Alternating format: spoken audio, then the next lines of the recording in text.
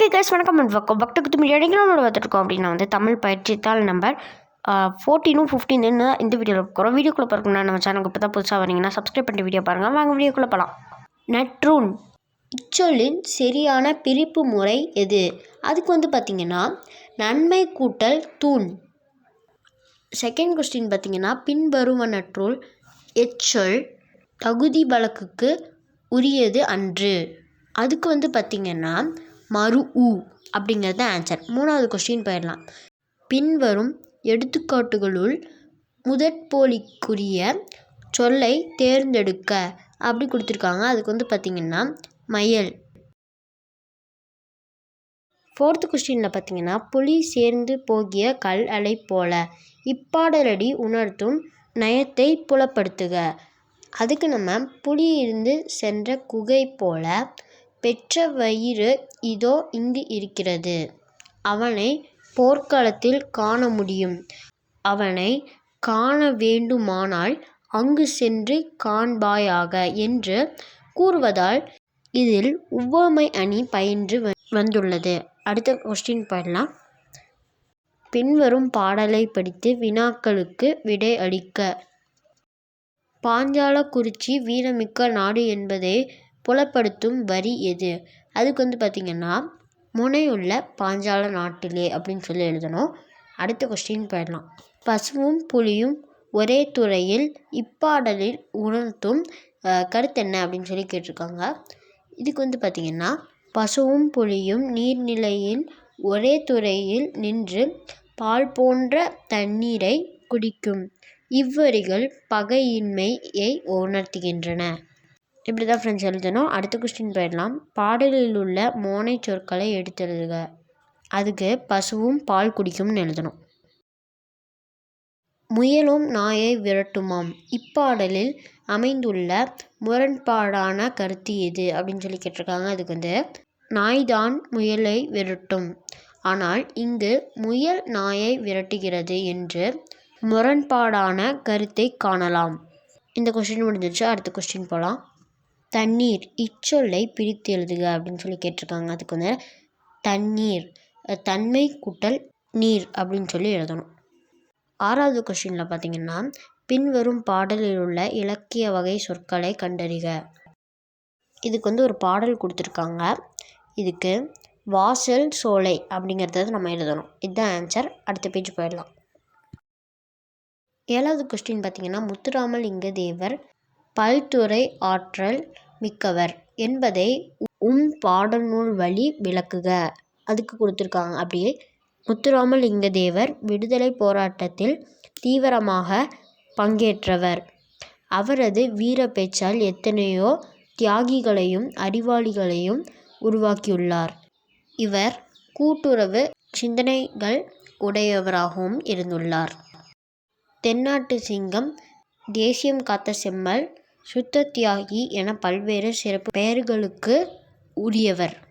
இப்படி தான் ஃப்ரெண்ட்ஸ் நீங்கள் அதை எழுதணும். எட்டாவது கொஸ்டின் போயிடலாம்.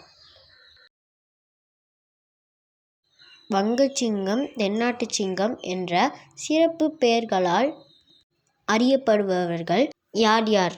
இருவருக்கும் உள்ள தொடர்பு யாது அப்படின்னு சொல்லி கேட்டிருக்காங்க. இதுக்கு நம்ம வங்கச்சிங்கம் என்று புகழ் பெற்றவர் நேதாஜி சுபாஷ் சந்திர போஸ். தென்னாட்டு சிங்கம் என புகழ் பெற்றவர் முத்துராமலிங்க தேவர். இருவரும் சிறந்த நண்பர்கள் மற்றும் விடுதலை போராளிகள். இப்படி தான் ஃப்ரெண்ட்ஸ் நம்ம இதை எழுதணும். 9th கொஸ்டின் போயிடலாம். 9th கொஸ்டினில் பின்வரும் உரைப்பகுதியை படித்து வினாக்களுக்கு விடையளிக்க அப்படி கொடுத்துருக்காங்க.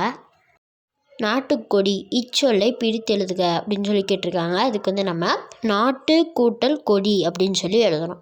அடுத்த கொஸ்டினில் உரை பகுதியிலிருந்து எவையேனும் 2 இலக்கிய வகை சொற்களை எடுத்தெழுதுக அப்படின்னு சொல்லியிருக்காங்க. இதுக்கு நம்ம முத்துவளம், மாட மாளிகை, மரக்கலம் அப்படின்னு சொல்லி எழுதணும். பாண்டிய நாடு முத்துரைத்து என சிறப்பிக்கப்படும் வரிகளை உரைப்பகுதியிலிருந்து எடுத்தெழுதுக. அதுக்கு பார்த்திங்கன்னா கொற்கை கடல் முத்துவளம் கொளித்தது அப்படின்னு தான் ஃப்ரெண்ட்ஸ் எழுதணும். பார் இச்சொல்லுக்கு இரு பொருள் தருக அப்படின்னு சொல்லி அடுத்த கொஸ்டினில் கேட்டிருக்காங்க. காணுதல், இன்னொன்று உலகம் அப்படின்னு சொல்லி எழுதணும். அடுத்த கொஸ்டின் போயிடலாம். பரதவர் என்பவர் யார்? அவர்கள் எவ்வாறு சிறப்பிக்கப்பட்டுள்ளன? இதுக்கு பார்த்திங்கன்னா பரதவர் என்பவர் பழங்குடி மக்கள். அவர்கள் மரக்கல வணிகத்தால் வளம் பெற்று மாளிகையில் வசித்தனர். பின்வரும் உரைப்பகுதிக்கு பொருத்தமான நிறுத்தக் குறியீடு இடுக அப்படின்னு சொல்லி கேட்டிருக்காங்க. அடே மடையா, அதுக்கு முன்னாடி அடேக்கு முன்னாடி பார்த்திங்கன்னா கொட்டேஷன் மார்க் வச்சுக்கோங்க. அதுக்கடுத்தது மடையாக்கு அடுத்தது ஆச்சரிய குறியீடு வச்சுக்கோங்க. நீயா எனக்கு புத்திமதி சொல்பவன், அதுக்கப்புறம் ஒரு கொஸ்டின் மார்க் போட்டுக்கோங்க. மூடுவாயை, அதுக்கப்புறம் ஒரு புல் ஸ்டாப், உனக்கும் பக்கத்தில் ஒரு கமா, உன் அப்பனுக்கும் புத்தி சொல்வேன் நான், அதுக்கப்புறம் ஒரு புல் ஸ்டாப், உன்னுடைய கவர்னருக்கும் பக்கத்தில் பார்த்திங்கன்னா ஒரு கமா, மன்னனுக்கும் புத்தி சொல்பவன் நான் என்று வ.உ. சிதம்பரனார் வேகமுற பேசினார். ஃப்ரெண்ட்ஸ், ஒர்க்ஷீட் நம்பர் 14 முடிஞ்சிருச்சு. நம்ம ஒர்க்ஷீட் நம்பர் 15 போயிடலாம். அடுத்த லெசனில் ஃபஸ்ட்டு கொஸ்டின் பார்த்திங்கன்னா முன்னீர் வழக்கம் என்று கடற்பயணத்தை பற்றி குறிப்பிடும் நூல் டேஷ் ஆகும் கேட்டிருக்காங்க. நம்ம தொல்காப்பியம் அப்படி சொல்லி எழுதணும். செகண்ட் கொஸ்டின் போயிடலாம். கப்பலை ஓரிடத்தில் நிலையாக நிறுத்தி வைக்க உதவுவது எது? அதுக்கு பார்த்திங்கன்னா நங்கூரம். தேர்டு கொஸ்டின் போயிடலாம். காற்றின் உதவியால் செலுத்தப்படுவது டேஷ் ஆகும். அதுக்கு பார்த்திங்கன்னா கப்பல் இல்லைனா பாய்மரம், ஏதாச்சும் ஒன்று எழுதிக்கலாம். ஃபோர்த்து பார்த்திங்கன்னா பொறுத்துக. அதில் களம் தந்த பொற்பரிசம், அதில் பார்த்திங்கன்னா புறநானூறு அப்படின்னு சொல்லி எழுதணும். உருகெழு வங்கம், அதுக்கு பார்த்திங்கன்னா அகநானூறு அப்படின்னு சொல்லி எழுதணும். அருங்கலம் தரியர் நீர்மிசை, பதிற்றுப்பட்டு அப்படின்னு சொல்லி எழுதணும். நம்ம கலஞ்சை கம்மியர், அதுக்கு பார்த்திங்கன்னா சிலப்பதிகாரம். அதுக்கு அடுத்த கொஸ்டின் போயிடலாம். கொடுக்கப்பட்டுள்ள விடுகதைகளை படித்து விடை கண்டறிக. அதுக்கு பார்த்திங்கன்னா ஃபஸ்ட்டு ஒன், தண்ணீரில் பிறக்கும் தண்ணீரில் மறையும் அக்தி என்ன? அது பார்த்திங்கன்னா மீன். கட்டுக்கட்டாக கட்டியிருக்கும் கடலிலேயே மிதந்து செல்லும் அக்தி என்ன? அது பார்த்திங்கன்னா கட்டு மரம். அடுத்த பிச்சில் பார்த்திங்கன்னா கையில்லாமல் நீந்துவான், கால் இல்லாமல் ஓடுவான், அவன் யார்? அது பார்த்திங்கன்னா கப்பல் அல்லது மீன். பின்வரும் உரைப்பகுதியை பொருளுணர்ந்து படிப்பதற்கேற்ற வகையில் நிறுத்தக் குறிகளை இட்டு எழுதுக. கப்பல் பல்வேறு வகையான உறுப்புகளை உடையது, அப்புறம் ஒரு புல் ஸ்டாப், எறா கமா, பருமல் கமா, வங்கு கமா, கூம்பு கமா, பாய்மரம் கமா, சுக்கான் கமா, நங்கூரம் போன்றவை கப்பலின் உறுப்புகளும் சிலவாகும். அப்புறம் ஒரு புல் ஸ்டாப் வச்சுருங்க. அடுத்த கொஸ்டின் போயிடலாம். கீழ்காணும் சொற்களை தொடரில் அமைத்து எழுதுக. அதுக்கு பார்த்திங்கன்னா 2 வேர்ட் கொடுத்துருக்காங்க. கலங்கரை விளக்கம், கடற்பயணம் அப்படின்னு 2 வேர்ட் கொடுத்துருக்காங்க. ஃபஸ்ட்டு வேர்டுக்கு கலங்கரை விளக்கம் பல கப்பல் ஓட்டிகளுக்கு உதவியாய் இருக்கிறது. கடற்பயணத்தில் பார்த்திங்கன்னா கடற்பயணம் மேற்கொள்ள வேண்டும் என்பது என் நீண்டகால கனவு.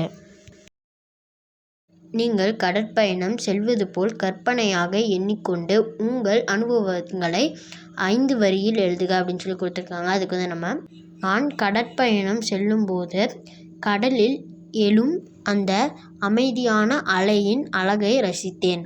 அதில் அங்கு சில இடத்தில் தென்படும் மீன்களை கண்டவாறே சென்றேன் அப்படின்னு சொல்லி நான் எழுதியிருக்கேன். இது உங்களுக்கு வேறு ஏதாச்சும் உங்களுக்கு தோணுச்சுன்னா நீங்கள் எழுதிக்கலாம். அடுத்ததில் கொஸ்டினோட ஆன்சர் பார்த்திங்கன்னா பண்டைய கால தமிழர்கள் கடற்பயணம் மேற்கொண்டனர். அடுத்த கொஸ்டினோட ஆன்சர் பார்த்திங்கன்னா பெரிய நீர்நிலை கடல், சிறிய நீர்நிலை குளம் அப்படின்னு சொல்லி எழுதிடணும். அதுக்கடுத்தது பழந்தமிழ் இலக்கண நூல்கள் மூலம் அறியலாம் அப்படின்னு சொல்லி எழுதிடணும். அடுத்த கொஸ்டினோட ஆன்சர் பார்த்திங்கன்னா ஆகவே என. அடுத்த கொஸ்டினோட ஆன்சர் பார்த்திங்கன்னா பழந்தமிழ் பழமை கூட்டல் தமிழ் அப்படின்னு சொல்லி எழுதிடணும். 10th கொஸ்டினோட ஆன்சர் போயிடலாம். கடற்பயணங்கள் என்னும் தலைப்பில் கட்டுரை எழுதுவதற்கு குறிப்பு சட்டகம் ஒன்று உருவாக்குக அப்படின்னு சொல்லி கேட்டிருக்காங்க. அதுக்கு முன்னுரை கடற்பயணத்தின் சிறப்பு, கப்பலின் உறுப்புகள், பழந்தமிழ் இலக்கண நூலில் கப்பல், தமிழர்களின் கடல் பயணம், முடிவுரை. இப்படி தான் ஃப்ரெண்ட்ஸ் இதை எழுதணும். நண்பர்களே, இந்த பயிற்சி தான் இப்போது முடிந்து விட்டது. உங்களுக்கு அடுத்த பதிவு வேணும்னா நம்ம சேனலுக்கு லைக் பண்ணுங்கள், ஷேர் பண்ணுங்கள், சப்ஸ்கிரைப் பண்ணுங்கள். நன்றி, வணக்கம். உங்களை மீண்டும் இன்னொரு நல்ல பதிவில் சந்திக்கிறேன்.